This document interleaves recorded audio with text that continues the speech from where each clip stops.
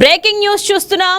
దేశవ్యాప్తంగా లక్షల మంది వైద్య విద్య ఆంక్షలకు వేదికైన నీట్ యూజీ 2026 రీ ఎగ్జామ్ సమయం ఆసన్నమైంది.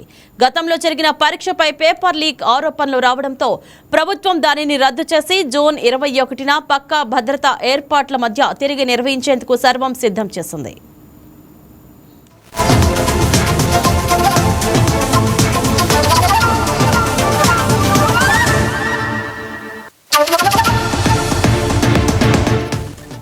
నీట్ పరీక్షల్లో పారదర్శకతను కాపాడేందుకు కేంద్రం తాజాగా మరో సంచలన నిర్ణయం తీసుకుంది. టెలిగ్రామ్ పై తాత్కాలిక నిషేధాన్ని విధించింది. ఈ నెల 21న నీట్ రీ ఎగ్జామ్ నేపథ్యంలో జూన్ 22వ వరకు టెలిగ్రామ్ పై బ్యాన్ విధిస్తూ ఆదేశాలు జారీ చేసింది.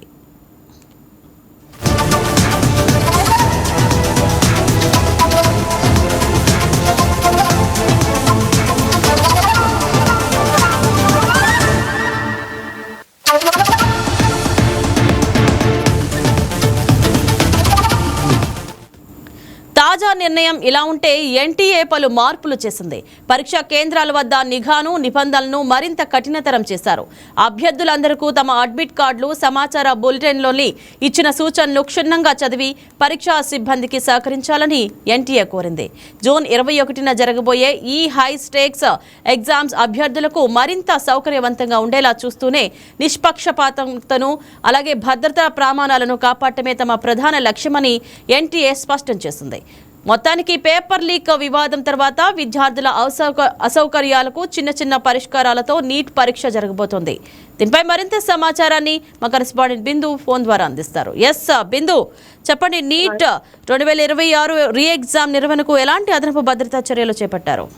రైట్ ఇంద్రజ, దేశవ్యాప్తంగా సంచలనం రేపిన నీట్ రీ ఎగ్జామ్ 2026లో జూన్ 21న నిర్వహించినట్టు నేషనల్ టెస్టింగ్ ఏజెన్సీ ప్రకటించింది. అయితే ఈ పరీక్ష ఇప్పటికే మధ్యాహ్నం 2 గంటల నుంచి సాయంత్రం 5 గంటల వరకు అంటే 15 నిమిషాల వరకు జరగనుండగా విద్యార్థుల సౌకర్యార్థం చూసుకున్న పరీక్ష వ్యవధిని అదనంగా 15 నిమిషాలు పెంచి మొత్తం 3 గంటల 15 నిమిషాలకు నిర్ణయించినట్టు తెలిసింది. నీట్ ఎగ్జామ్ లో ఇంతకు ముందు ఏదైతే తప్పు జరిగిందో అది ఖచ్చితంగా పునరావృతం అవ్వకుండా ఈసారి కఠిన చర్యలు తీసుకుంటున్నారని చెప్పొచ్చు.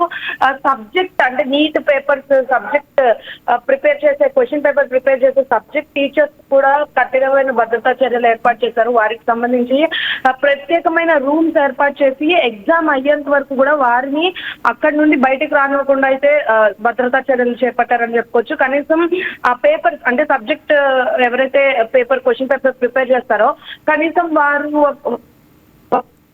ఇంట్లో వాళ్ళతో కూడా మాట్లాడుకోకుండా లేకుండా అయితే ప్రభుత్వం చర్యలు తీసుకుందని చెప్పుకోవచ్చు. ఎప్పుడైతే నీట్ పరీక్ష పూర్తయి విద్యార్థులు బయటకు వస్తారో అప్పుడు మాత్రమే సబ్జెక్ట్ ఎక్స్పర్ట్స్ కూడా బయటకు వచ్చే అవకాశం ఉందని ఇప్పటికే ప్రకటించారు ఇంద్రజ. అయితే పరీక్షలో అభ్యర్థులు ఎవరైతే నోట్స్ రాసుకునేందుకు వీలుగా ప్రశ్న పత్రంలో అదనపు రబ్బర్ పేజీలను కూడా చేర్చినట్టు అధికారులు ఇప్పటికే వెల్లడించారు. ఇంకా రీ ఎగ్జామ్ కి సంబంధించి హాజరయ్యే అభ్యర్థులు ఎవరైతే ఉంటారో ఆ అభ్యర్థులకు సంబంధించి తమ అడ్మిట్ కార్డులు లేదా హాల్ టికెట్ నెంబర్లు ఎన్టీఏకి ముందుగానే అంటే ఎన్టీఏకి అధికారిక వెబ్సైట్ ద్వారా డౌన్లోడ్ చేసుకోవచ్చు అని కూడా సూచించారు.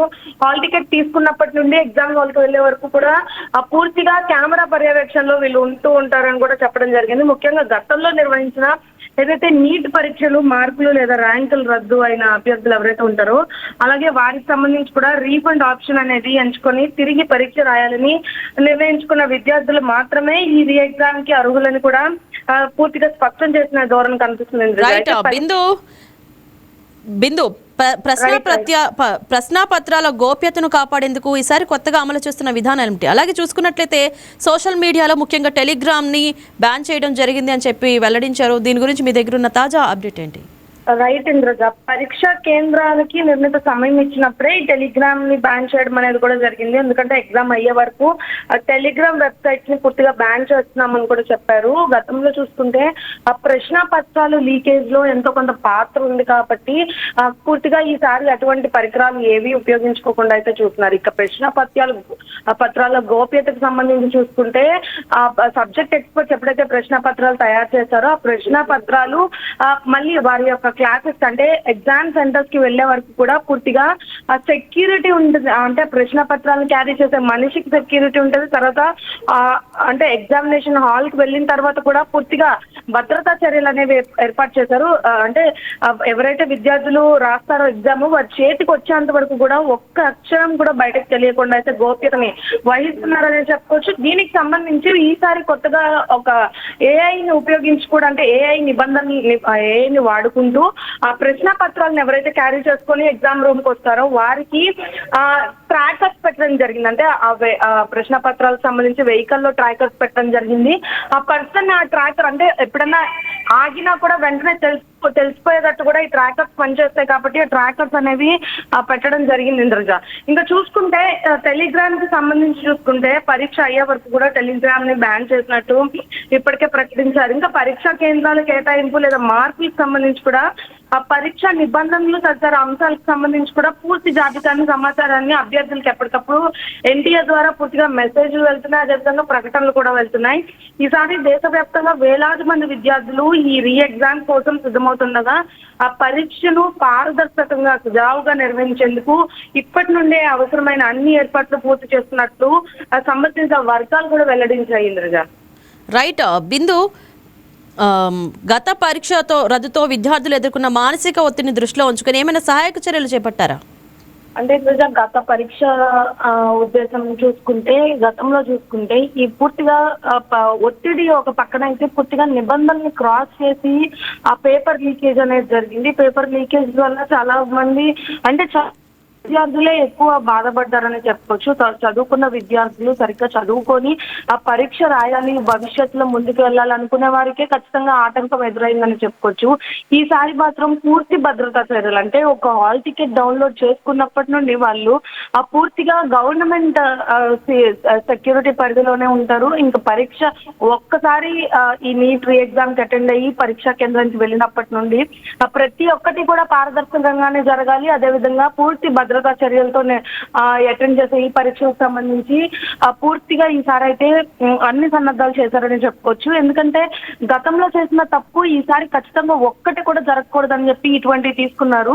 మనం మునిపెన్నడూ చూసుండం కూడా సబ్జెక్ట్ టీచర్స్ ని లాక్డౌన్ విధించడం అనేది ఎక్కడ చూసుండో.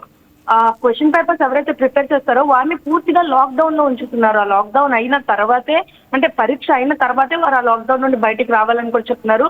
ఎలక్ట్రానిక్ గ్యాడ్జెట్స్ ముఖ్యంగా పారదర్శకంగా వహించడం అంటే ఎందుకంటే ఎలక్ట్రానిక్ గ్యాడ్జెట్స్ ఏవి ఆ పరీక్షా కేంద్రాలకు కానీ వారు వాడడానికి వీలు లేదని ముందుగానే ప్రకటించారు. ఇక్కడ చూడాల్సింది ఏంటంటే సబ్జెక్ట్ ఎక్స్పర్ట్స్ కూడా ఎలక్ట్రానిక్ గ్యాడ్జెట్స్ వాడకూడదని చెప్పారు. అంటే ఎక్స్పర్ట్స్ క్వశ్చన్ పేపర్ ప్రిపేర్ చేసే నేపథ్యంలో వారికి సంబంధించి వాట్సాప్, ఫేస్బుక్, ఇన్స్టాగ్రామ్, ఈ టెలిగ్రామ్ పూర్తిగా అవాయిడ్ చేశారు. విద్యార్థులకు ఎలా అయితే రూల్స్ పెట్టారో వీళ్ళకి అదే విధంగా రూల్స్ పెట్టారు. సో ఇవన్నీ పాటిస్తూ గతంలో జరిగిన తప్పిదం మళ్ళీ జరగకుండా విద్యార్థులకి ఈసారి ఖచ్చితంగా రీ ఎగ్జామ్ ద్వారా న్యాయం జరగాలని కూడా పూర్తిగా సన్నద్ధాలు అయితే చేశారని చెప్పారు Indraja. Right, thank you Bindu.